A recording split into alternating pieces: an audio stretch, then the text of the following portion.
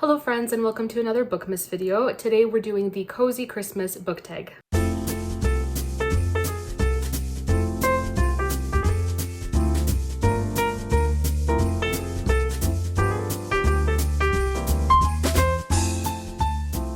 As the title of the tag suggests, all the questions have to do with all the cozy Christmas things, and it's just so fun.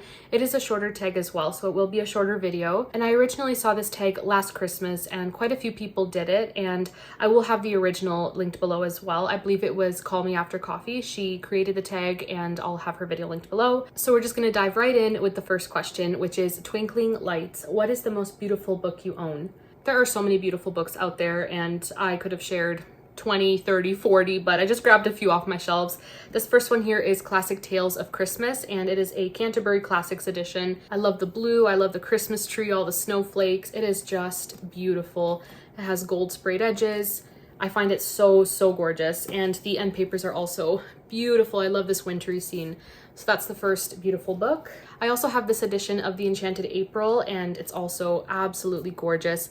This is a special edition that came with the June box, I believe, for the Literary Book Club subscription service. This was an exclusive edition with the subscription, so it is just gorgeous. I love this so much. I love the purple. It is beautiful. I could not share beautiful books without sharing this edition of Little Women. It is the painted edition from Harper Muse, and I'm absolutely enamored. It is stunning. It also has the gold sprayed edges, but I just love the look, and it's also very textured as well. It's just beautiful. I love it so much. And every few pages it'll have a quote with this painting as well. Yeah, and I just think this is one of the most beautiful books I've ever seen. I also have this beautiful edition of Russian Tales. It is traditional stories of quests and enchantments, obviously by different authors, and the illustrator is Dinara Mertelipova, and this is just beautiful as well. I love the gold foiling on the cover there, and of course throughout it is a short story collection, so we have lots of illustrations, and the art style is just beautiful. Here's another one, and here's one more. Another gorgeous book. In my recent book haul, I also shared that I received these 3 Puffin & Bloom editions of Jane Austen works for my birthday, and I'm also in love, and they are absolutely gorgeous. So we have this beautiful edition of Pride and Prejudice. I love the gold foiling and all the colors and everything. It is absolutely beautiful. We also have Emma in this beautiful edition. I love it, as well as Sense and Sensibility, and they're all just absolutely stunning. I am obsessed. Alrighty, but on to question 2, and that is the perfect tree. Would you pay more to get the prettiest edition of a book? That all depends. If it's a book that I love and see myself rereading multiple times in the future, 100%. I love to collect editions of books that I love, like A Christmas Carol, different editions of Jane Austen's works, Ellen Montgomery's books, etc. Really, if it's a favorite author and the books in particular are also favorites, I would definitely pay more for a special edition, but obviously within limits too. I'm not going to go buy 20 editions of a book. Every once in a while I will treat myself, but in general, it has to be a book that I absolutely adore. Number 3 is Build a Snowman, Make a Christmas Book Stack. So by color or theme. I decided to go by color for this, so I grabbed all the greens and the reds and made a fun little Christmassy book stack here, and I love it. None of these books are Christmassy, but I love all the red and green. So at the bottom we have The Thursday Murder Club, then we have The Bullet That Missed, both by Richard Osman, Gone with the Wind by Margaret Mitchell, Emma by Jane Austen, The Enchanted April by Elizabeth von Arnim, Anne of Green Gables and Anne of Avonlea by Ellen Montgomery, Jewel of the Nile by Tessa Afshar, and The Unselected Journals of Emma M. Lyon, volumes 7 and 4 by Beth Brower. No Christmassy books, but I love the Christmassy spines. Question 4 is Crackling Fire, and that is, what book makes you feel warm and cozy? The first 2 are books I do talk a lot about around the Christmas season, but for good reason. They make me feel very warm and cozy inside when I read them, especially around this time of year. And so the first one is A Holiday by Gaslight by Mimi Matthews. This is a short little Christmas novella set in the Victorian era, and it's very cozy and fun, and I just love it so much. So this is the first book. I also talk about The Enchanted Sonata quite a bit around this season, but it's because it is warmth and coziness, and it's a Nutcracker retelling, and it's perfect. I love it so much. It's cozy, but it also has a dash of adventure and music, and it's so magical, and I'm obsessed. I would also say The Lost Spells by Robert Macfarlane, and the artist is Jackie Morris. It's just a collection of short little poems alongside beautiful watercolor paintings, and reading this makes me feel very cozy. Here's another one. This poem is titled Snow Hare. And I love the artwork as well. And another beautiful, beautiful poem about a fox and the birch trees all around. And this one is so cozy. It says, "Snow is falling, my silver seeker. Soon the path will be lost to sight. Soon the day will give way to night. Ice is forming, my silver seeker. Soon the streams will be fastened tight. Soon the shadows will claim the light. Look over your shoulder at where you've been. The edge of the wood can no longer be seen. Vast is the forest and slender your track. Harder it grows to find your way back." And it just goes on, and it is so, so cozy. I love this collection. I would also say these Anne chapter picture books make me feel very, very warm and cozy. These are inspired by Anne of Green Gables, and they are by Callie George, and the artist is Abigail Halpin. I'm obsessed with this series so much. I have the first 4 here, and I believe there are 2 more currently out. But the first one is Anne Arrives. Book 2 is Anne's Kindred Spirits. Book 3 is Anne's School Days. And book 4 is Anne's Tragical Tea Party. And like I said, they make me feel so, so cozy.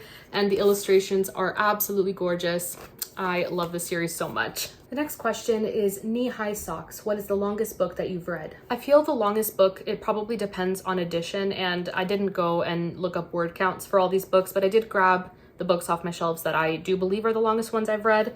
This first one is not really a book. It's actually 3 books, but it is one of the longer ones. It's Kristen Lavransdatter, so it's 3 books in this volume, but there are 1,124 pages, so this is huge. I also have Dombey and Son by Charles Dickens, and this one is 950, I believe. 948 pages, so another very long one. When I think of very long books, I automatically think of War and Peace by Tolstoy, and I actually believe this is the longest one that I've read, at least that I've read, and it's on my shelves. And this one comes in at almost 1,400 pages, I believe. So it comes in at 1,308 pages, and I do believe this is the longest book I've read, I think, but it's massive. Question 6 is ugly sweaters. What's the ugliest book that you own? I actually had a hard time with this one. Like, I don't look at any of the books on my shelves and actively feel disgusted by the front cover.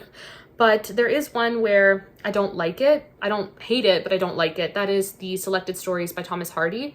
I just don't like the colors really all that much on this cover. I don't hate it, but I don't love it. But this next book, even though I wouldn't hate the cover and I don't think it's absolutely hideous, I think it's kind of a funny ugly. I don't know if that makes any sense, but I'm talking about The Black Moth by Georgette Hare.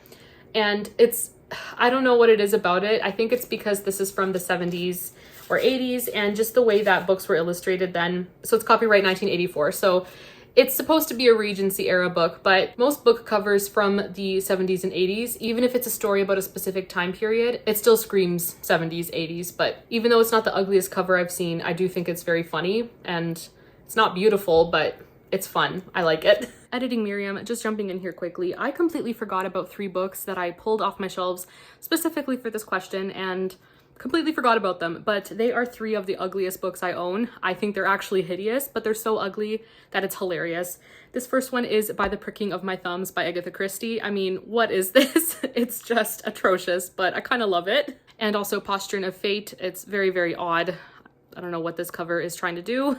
And this one's just creepy, but a Caribbean mystery. Anyways, those are the 3 ugliest books I own for sure. The next question is blizzards. What is a book set in winter or a book that gives you the chills or has dark themes? One I recently read would be Among the Mad by Jacqueline Winspear. This is book 6 in the Maisie Dobbs series.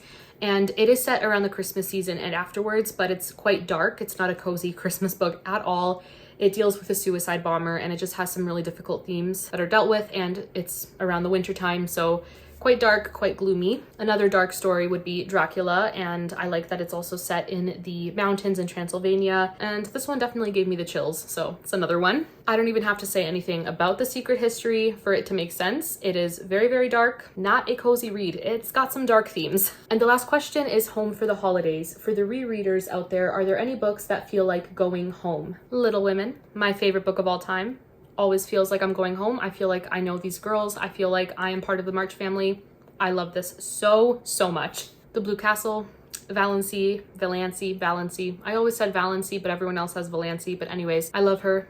She's my kindred spirit. Of course, the Little House on the Prairie series. Now, I haven't reread every book in this series. I've reread a few, but just growing up on the TV show, reading these books feels like going home for sure. And I know rereading them, I'll feel the same. Pride and Prejudice, no matter how many times I read it, it feels like I'm going home. It feels like I live with the Bennets at Longbourn, and I love it. Now, with Anne of Green Gables, I've only read the book series once, which is unreal to me. I feel like I've known this story my entire life, and it's probably because I grew up on the 80s miniseries. But even though I've only read the books in the series once, it still feels like going home. There's just something about it. I love it so much, and I'm really hoping to start a reread of the series very soon. But those are the questions for the Cozy Christmas book tag. It's a shorter one, but a really fun one. And of course, it's very, very cozy. But I would also like to tag a few people. And the first person I would like to tag is Madeline from Cozy Cottage Chapters. I had to, just because cozy is in your channel name. I would also like to tag Tammy from the Protagonist Pub and Anne from In Search of Wonder. But of course, there is no pressure to do this tag. And if I haven't mentioned you, still consider yourself tagged if you are looking for a shorter Christmas video to do this month. But that's it for this video, friends. Thank you so much for watching, and I will see you in my next Bookmas video. Bye!